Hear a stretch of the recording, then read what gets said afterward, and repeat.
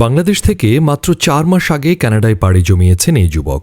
গোয়ালের গরু, জমি, বাবার সঞ্চয় আর সুদে মোট ১৮ লাখ টাকা ধার দেনা করে দালালের হাতে তুলে দেন কানাডার ভিসার জন্যে। দালাল কথাও রাখে, ঠিকঠাক কিছুদিনের মধ্যে হাতে আসে সোনার হরিণ কানাডার ভিসা। একেবারে সাদা পাসপোর্টে কখনো করেননি ভ্রমণ কোনো দেশ, তবু সোজা এসেছেন কানাডায়। কেউ ১৮ লাখ, কেউ ২০ লাখ, কেউ বা তারও বেশি টাকা দালালকে দিয়ে এসেছেন কানাডায়। ভুক্তভোগীর মুখ থেকেই শুনতে চাই তার কানাডায় আসার কথা। নিরাপত্তা ও ভুক্তভোগীর ইচ্ছে মতে তার নাম, পরিচয় ও কোন জেলা থেকে এসেছেন তা গোপন করা হয়েছে। এজেন্সিতে গিয়ে আমি ওর সাথে কথা বললাম। ওরা আমার বললো যে প্রথমে ৫০,০০০ টাকা দেওয়া লাগবে, আর ভিসা হওয়ার পরে ১৫ লক্ষ টাকা দেওয়া লাগবে।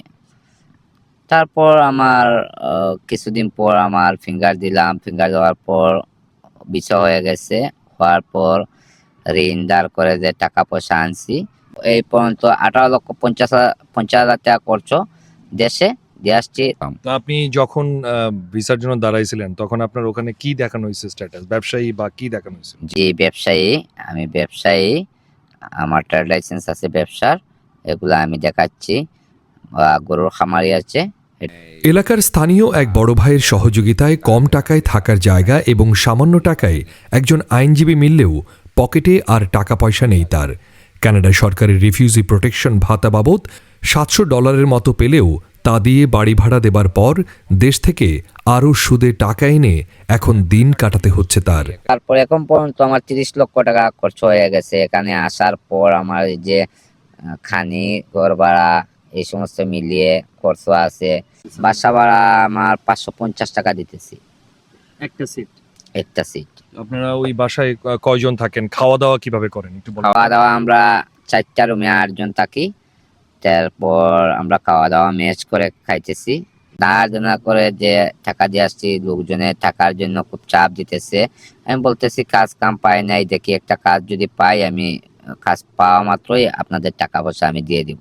এগুলো কি সুদের টাকা আছে?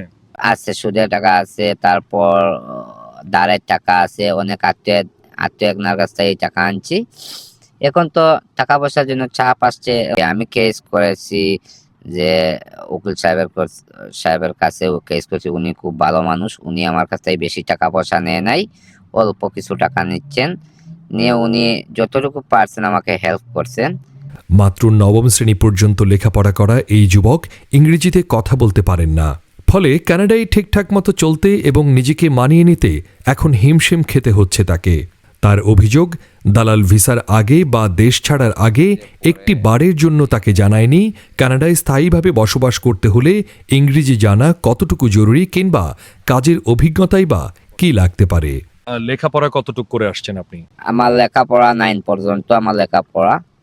এই আপনাকে কি তখন কেউ বলছে যে কানাডায় যাচ্ছ, তুমি 9 পড়ে যাচ্ছ, ইংলিশ ছাড়া তো এই দেশে চলে না, কিভাবে চলবা, কিভাবে কি হবে, কাজ করতে গেলে ইংরেজিতে কথা বলতে হয়, এই সমস্যাটা কি আপনি পড়তেছেন কিনা? না, এটা তখন কেউ বলে নাই। বাংলাদেশে আগে কেউ বলে নাই যে কানাডা যে এত উন্নত একটা দেশে যাবেন, কিন্তু ইংলিশ ছাড়া এই দেশে কাজ পাবেন না, ইংলিশ ছাড়া কোনো সুখ পাবেন না, শান্তি পাবেন না। কিন্তু এই কথা কেউ বলে নাই। কেউ যদি বলতো, কিন্তু আমি আসলাম না। অনেক যারা আপনারা বলছিল যে কানাডায় গেলে এই হবে সেই হবে, আপনি তাদেরকে ফোন করে এখন বলেন না কি মিয়া তোমরা তো আমাকে আগে বললা না এইসব? ওরা তো এখন ফোনও ধরে না। ওরা ফোন ধরে না। আর আমি চাচ্ছি যে ওরার সাথে আর কথাই বলবো না। ওরা আমার যে আশ্বাস দিয়ে এখানে পাঠাচ্ছে, যুক্তি দিয়ে পাঠাচ্ছে, কিন্তু এটা তো আমার সাথে প্রতারণা করা হচ্ছে না। আমার একটা ফ্যামিলি, এমন একটা ফ্যামিলি, দিন রুজি করলে খাওয়া হয় দিন মজুরি হিসাবে। সম্প্রতি বিডিসি টিভিতে সংবাদ শিরোনাম দেখে যোগাযোগ করলে কথা হয় তার সাথে। দিশেহারা এই যুবক জানান, এভাবে হয়তো বেশি দিন এখানে থাকা সম্ভব নয় তার পক্ষে। দেশে 2 সন্তান ও স্ত্রী আর বাবা মার কাছেই ফিরে যেতে চান তিনি। তবে নতুন করে যারা আসতে চাইছেন কানাডায়, তাদের ভালোভাবে জেনে ও প্রস্তুতি নিয়ে আসার পরামর্শ এই ভুক্তভোগীর। একটা কাজ পাই, আমি কাজ পেলে আমি থাকবো। আর যদি কাজ পাই নাই, আমি আর কত দেশ থেকে টাকা আনবো? এখানে যে টাকা পাই আমি 733 টাকা, কিন্তু আমার হয় নাই। ঘর ভাড়া, খানি, পকেট খরচ আমার হয় নাই। এখন আমার বাবা বলতেছে যে বাবা আর কি করব, যা যা কিছু আছে সব কিছু দিয়েই তো দেখেছি, এখন কিছু করার নাই, কিছু অল্প জমি আছে, জমি বিক্রি করে মানুষের ধার দেনা দিয়ে দিব, আর যেভাবে হোক দেশে চলবেন খাবেন, আর কিছু করার নাই, এইটাই। আর আমার বাচ্চাদের স্বপ্ন ছিল যে কানাডা আসবে, বাচ্চাদের আশা ছিল, ফোনে কথা বললে বলে বাবা আমরা আসবো না কানাডায়। আমি বলি যে হ্যাঁ ঠিক আছে আসবেন, আমি যে দেশে চলে যাব আমার বাচ্চাদেরকে আমি বলি নাই।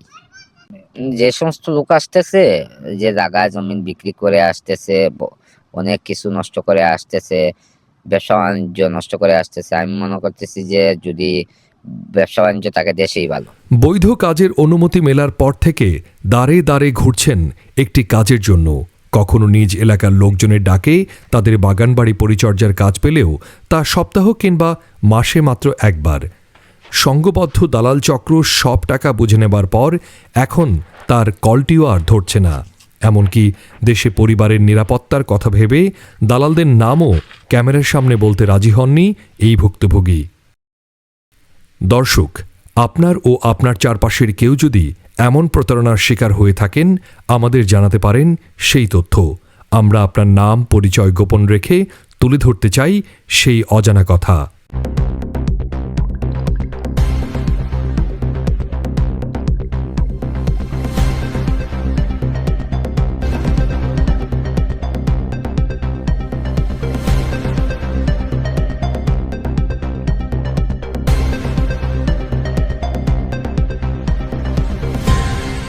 BDC TV, your voice.